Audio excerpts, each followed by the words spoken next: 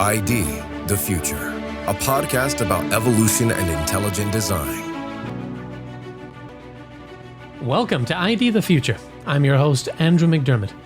Today, I'm welcoming back Dr. Jonathan McLatchie to discuss the intelligent design of muscles.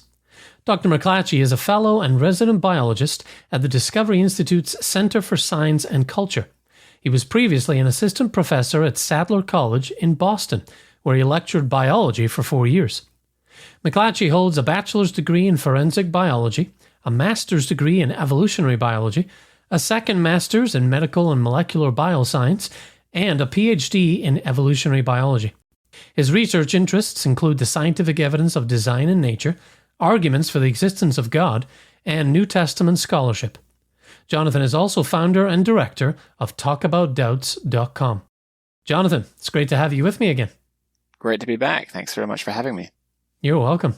Well, as we learn more about biological systems, we're also learning that perhaps the best way to study these systems is through an engineering lens. The bodies of animals and humans contain a vast network of integrated systems, all working together to sustain life. It's helpful to remember that the laws of nature by themselves don't tend toward life. They actually tend toward degradation and death. Without the ability to innovate and circumvent these natural inclinations, we'd all be toast. Jonathan, you and I have discussed a few key systems of the human body already on the podcast, including our hearing and the systems involved in sexual reproduction. Today, I'd like to talk with you about the intelligent design of muscles. You've written recently at evolutionnews.org on this topic, so let's discuss some of your insights. In his book, Darwin's Black Box, biochemist Michael Behe writes that in order to understand the barriers to evolution, we have to bite the bullet of complexity. He also says to appreciate complexity, you have to experience it. Now, your articles on muscles help us experience, if you will, the complexity of these systems. And although this process can get a bit technical, it's a necessary part of appreciating the design of the systems. So first, how many muscles are found in the human body, and what is their primary job? Well, Andrew, we actually have more than 600 muscles in our bodies. Most of them are attached by tendons to the skeleton, and their principal purpose is to move the skeleton. And when skeletal muscles contract, they shorten and pull the bone. And the contraction of muscles also creates heat, which contributes to the maintenance of our core body temperature. Okay, that's a lot of muscles. Now, in your article, you link to a short animation that illuminates the anatomy of skeletal muscles. We'll include a link to that in the episode's show notes. But for now, can you give us a very brief overview of the key parts of muscles? Absolutely. So each skeletal muscle possesses many thousands of cells. These are known as muscle fibers, or otherwise called myocytes. The number of muscle fibers that contract depend on what task you're actually performing. So, for example, if you were to pick up a book, that would require the contraction of more finger-flexing muscle fibers than if you were to pick up a pencil, for example, which requires the contraction of relatively few fibers. So the muscle fibers are organized into bundles that are known as fascicles, and these fascicles are given structural support by a connective tissue that surrounds them. It's called the perimysium. And the perimysium protects and distributes the blood vessels and nerves that supply the muscle, in addition to facilitating the transmission of forces generated by muscle contractions. And together with the endomysium, which is connective tissue that surrounds individual muscle fibers, and the epimysium, which is connective tissue that surrounds the entire muscle, the perimysium helps to maintain the overall integrity and indeed the organization of skeletal muscle. Okay. Now, there are two main types of muscles in our bodies. They're called opposing antagonists and cooperative synergists. What's the difference between those two, and can you give us a few examples? Sure. So antagonistic muscles are pairs of muscles that have opposite actions at a joint. One muscle in the pair is responsible for producing a specific movement, while the other has an opposing action. So, for example, the biceps and the triceps in the upper arm are a classic example of antagonistic muscles. And when you flex your elbow, the biceps, which are located on the front of the upper arm, contract to bend the arm, while the triceps relax and lengthen. muscles are unable to push. They exert no force when they relax. And so the elbow can be flexed by the biceps, but it cannot be extended. And thus we need another muscle known as the triceps, which is located on the back of the upper arm. And when you extend your elbow, the triceps contract and the biceps relax. But synergistic muscles, by contrast, work together to produce the same movement at a joint. So they assist what's called the prime mover in performing a specific action, and that helps to stabilize the joint and provides additional force or control to the movement. So for instance, when you flex your elbow, the biceps are the prime mover, but other muscles act as synergists to assist the biceps in generating the movement. And these synergistic muscles provide support and help to fine-tune the motion. Now, you might wonder why we need three muscles to carry out the same task. And when your hand is positioned palm up, the prime mover, which does most of the work of flexing, is the biceps. And when your hand is positioned palm down, the prime mover is the brachialis. And when your hand is positioned thumb up, the prime mover is the brachioradialis. So thus, depending on the position of your forearm, different muscles can be more or less effective at generating force. Synergists can also serve to steady or stabilize a joint, which makes it possible to make more precise movements.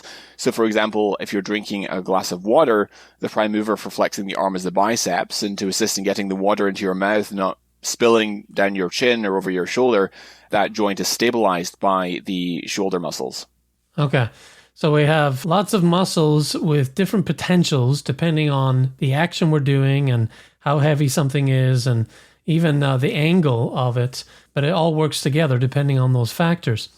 Well, we think of muscle contraction as this simple tightening and loosening of muscles to allow us to do things. But really, it's much more involved than that. As I read your brief summary of the process, I was really struck by how many systems are involved to make contraction happen. Tell us how multiple systems work together to make that muscle contraction possible. Sure. So the muscular system is unable to perform its job of animating our skeleton without assistance from the nervous system, the respiratory system, and the circulatory system. The electrochemical impulses that drive muscle contraction are transmitted by motor neurons, which is the nervous system, and muscle cells contain many mitochondria, which perform cellular respiration. It creates the ATP that's needed for contraction. And this depends critically on the exchange of the gases, oxygen and carbon dioxide, between the blood and air by means of the respiratory system. So the oxygen is brought to the muscles and carbon dioxide is removed by means of the circulatory system. And so a tremendous amount of functional integration is required for muscle contraction to actually work. Fascinating. The nervous system, the respiratory, you do pronounce it a little differently. We're both from Scotland, but of course we have different pronunciations of things.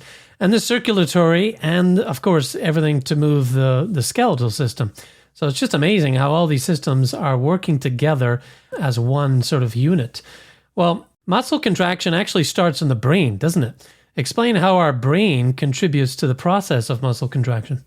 Absolutely. So the region of the brain responsible for generating the nerve impulses for movement is the frontal lobes of the cerebrum.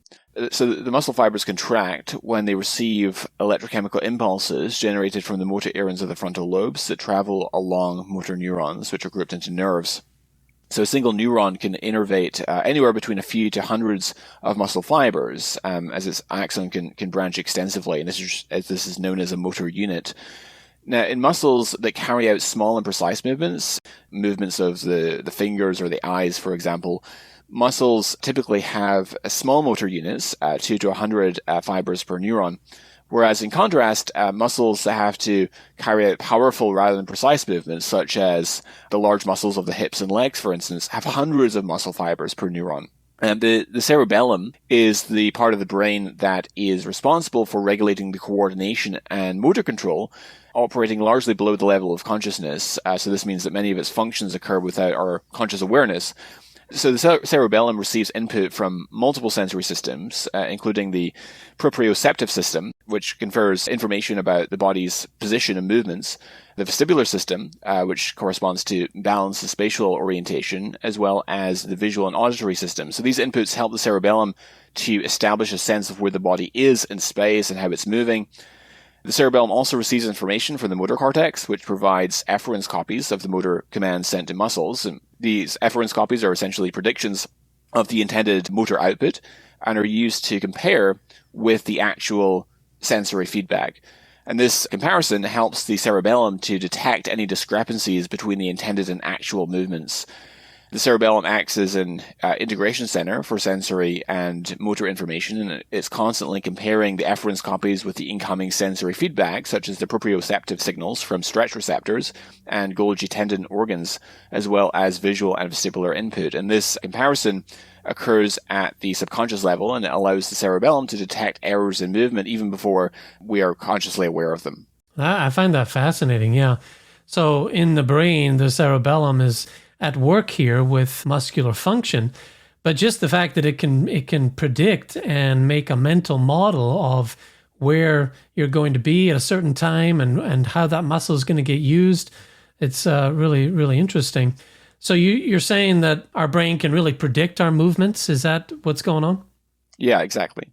Yeah, so when the cerebellum detects errors in movement or discrepancies between the intended and actual outcomes, it generates corrective signals. And these signals are sent to the motor cortex and other motor control centers in the brain. And the cerebellum adjusts the ongoing motor commands to correct the errors and improve the precision and accuracy of movements. The cerebellum is also involved in motor learning and adaptation. Through repetitive practice and learning, the cerebellum stores information about various motor tasks and their associated sensory feedback, and this allows it to refine movements over time, even without our conscious awareness. So, for example, when you are learning to ride a bike when you're a child, the cerebellum helps you automatically adjust your balance and coordination without needing to consciously think about it. The cerebellum also plays a role in feed-forward control, where it predicts the sensory consequences of planned movements, so it can make anticipatory adjustments to movements based on the expected sensory feedback. So, for example, when you reach for an object, the cerebellum can adjust the motor commands to account for the expected weight and resistance of the object, allowing for smoother and more precise movements.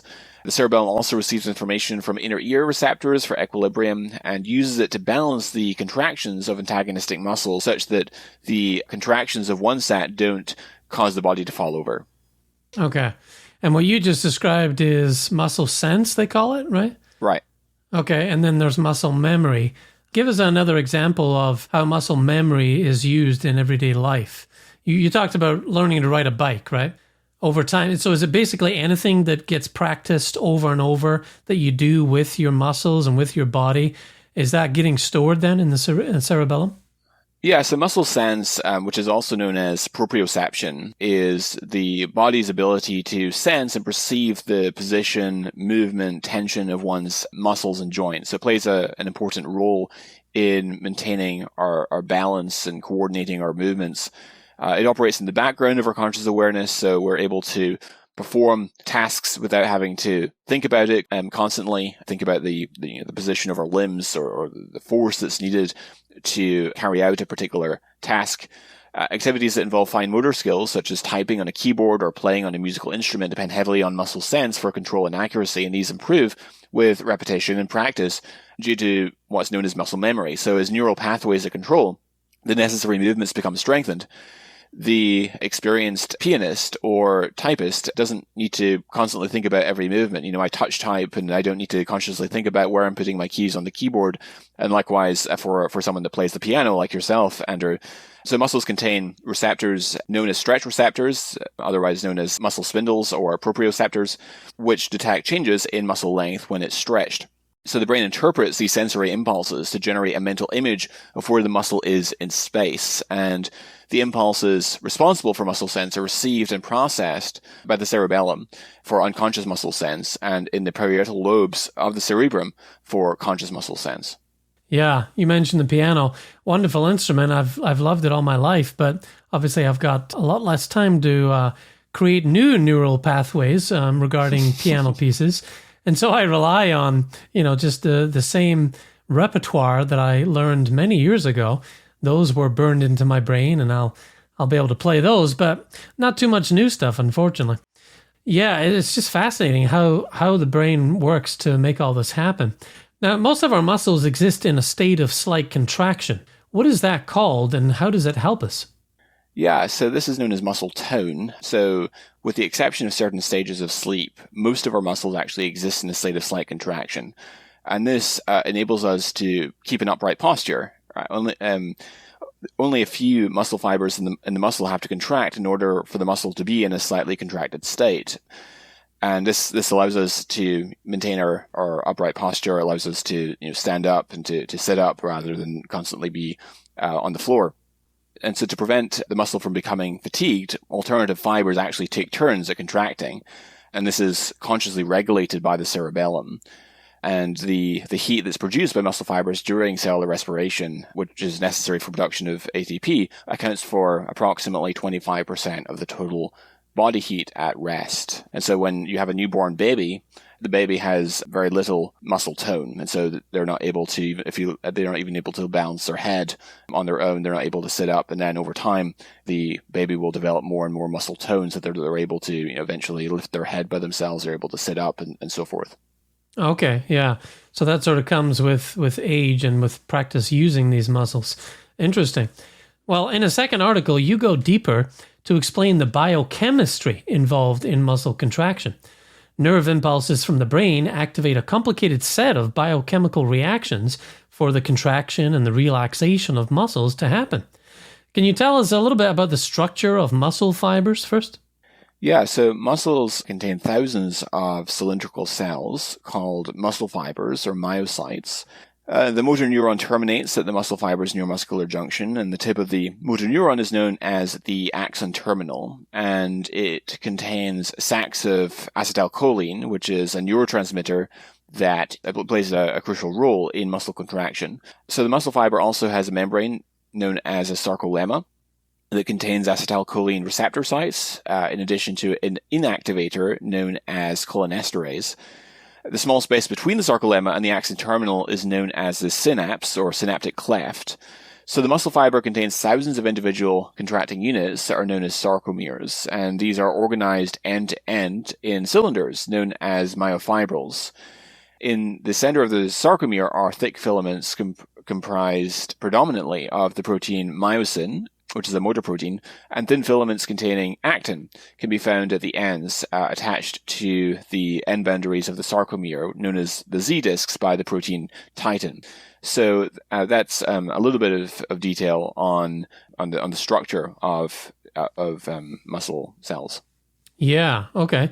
Now, as simply as possible, and stay with us, listeners, walk us through these reactions that power the muscle contraction at the biochemical level. Yeah, so muscle contraction is basically driven by two contractile proteins known as actin and myosin. And myosin, each myosin molecule consists of a long tail and a globular head. Myosin heads have ATPase activity, which allows them to hydrolyze ATP, and that generates energy for muscle contraction. Myosin heads also have binding sites for actin and ATP. Actin has binding sites for myosin heads.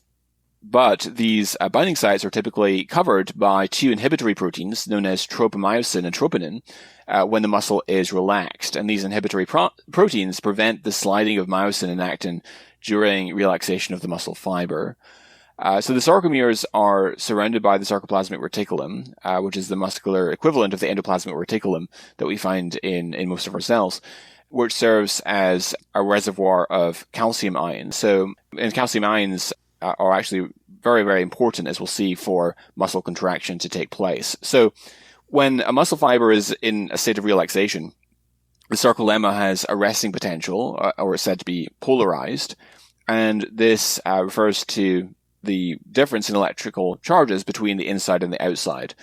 And when the sarcolemma is polarized, there is a positive charge outside relative to the negatively charged inside, and there is a greater concentration of sodium ions outside the cell and a greater concentration of potassium ions and negative ions inside the cell.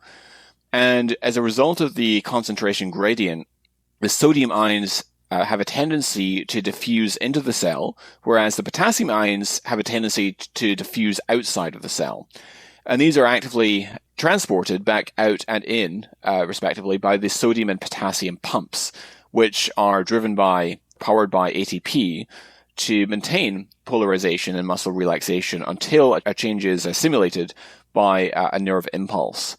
So what's the first step in muscle contraction? Well, this is the first step is the arrival of a nerve impulse at the axon terminal, stimulating the release of the neurotransmitter acetylcholine that I referred to earlier. So acetylcholine diffuses across the synapse and binds to acetylcholine receptors on the sarcolemma, and that makes the sarcolemma very permeable to sodium ions, which rapidly enter the cell. And this reverses the charges such that there's now a positive charge on the inside of the sarcolemma relative to the outside. And this charge reversal is known as depolarization. Inward folds on the sarcolemma, which are known as transverse tubules or T-tubules, carry this electrical impulse, which is known as an action potential, to the interior of the muscle cell. And depolarization triggers the release of calcium ions from the sarcoplasmic reticulum, and these bind to the tropin and tropomyosin complex, and that moves it away from the actin filaments. So now the binding sites on actin are available, and so actin can be bound by the myosin heads, where it was inhibited from doing so previously. And so this now forms cross bridges. And once the cross bridges are formed, the myosin heads pivot, pulling the thin filaments towards the center of the sarcomere. And this action is known as the power stroke and is powered by the energy that's released from ATP hydrolysis. And following the power stroke, the myosin heads require ATP to detach from actin. So ATP is hydrolyzed into ADP, an inorganic phosphate, which energizes the myosin head for the next cycle. And the cycle of cross-bridge formation, power stroke, ATP hydrolysis, and detachment repeats as long as there are calcium ions present and there's an availability of ATP. And this results in the shortening of the sarcomere and collectively the entire muscle fiber. And that leads to muscle contraction. And the force that's generated by many muscle fibers contracting as a unit together allows for movement of the body. Okay. Well, so that's the biochemistry in a few words. So what is a human doing to power this process? Or as you say, is it all working at the level of unconscious activity? Well, this is when we're actually contracting our muscles voluntarily. Okay. So if I move my arm to pick up a pencil or a glass or something, then I'm engaging in muscle contraction. Yeah. But thankfully, we don't have to think about every part of the process. Our body takes care of it. Well, now to the crux of the issue. You write that to contend that the phenomenon of muscle contraction arose through a blind and undirected process, one tiny Darwinian step after the other, seems to me to strain credulity. So why would a Darwinian process like natural selection and random mutation struggle to produce muscle contraction? Can you summarize that for us? Sure. So there are multiple interdependent systems that are needed for the muscular system to work, right? So you need circulatory, respiratory, nervous systems to work together, as well as you need, of course, the tendons that actually anchor the muscles to the bones.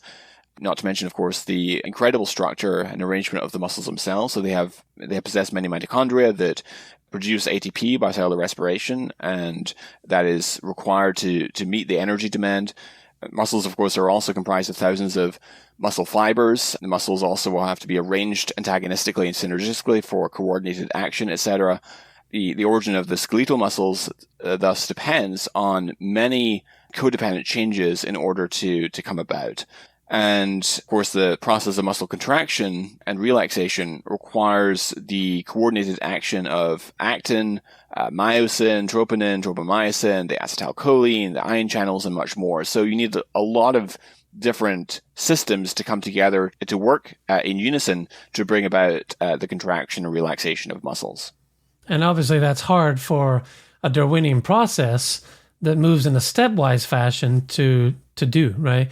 I mean, either it's all there, ready and available to use, or it's coming about so slowly that an organism can't move until the respiratory system's in place or the circulatory system has been perfected. And so you're in this catch-22 with a Darwinian paradigm where you just cannot explain all of it at once through a stepwise process. Which leads me to my next question. Why is it not a surprise to look at muscle contraction from a design perspective? What would you say to that? Sure. So the sorts of processes that we observe that are responsible for muscle contraction exhibit, foresight, coordination, and planning. It has multiple layers of interdependency and design. And so any process that is going to be capable of producing this sort of system is going to be ultimately indistinguishable from intelligence, because only intelligent agents are able to visualize a complex end goal and to bring everything together needed to realize that complex end goal, whereas unguided stochastic processes typically are not able to do that. Yeah. Well, where can listeners learn more about the incredible design of muscles and other systems in the human body? Absolutely. So you can go to evolutionnews.org, where, of course, there's plenty of articles, including my articles pertaining to this subject, as well as many other wonders of anatomy and physiology and cellular biology. You can also pick up just about any anatomy and physiology textbook and get all of this information there and much more. And, of course, there's the book Your Designed Body by Harold Glicksman and Steve Luffman. So I highly recommend picking up a copy of that as well. Okay. Well, Jonathan, thank you for taking the time to unpack this complexity and this design of muscles, this amazing system. You're really helping us to get into these systems more and understand them and appreciate the design inherent in them. Thanks for having me on. Well, to find more of Jonathan's work, you can visit his website, jonathanmclatchie.com. And if you enjoy what you hear on the podcast, consider leaving us a written review at Apple Podcasts so new listeners can find a trustworthy source of news and information about evolution and intelligent design. For now, I am Andrew McDermott for ID the Future. Thanks so much for listening. Visit us at idthefuture.com and intelligentdesign.org. This program is copyright Discovery Institute and recorded by its Center for Science and Culture.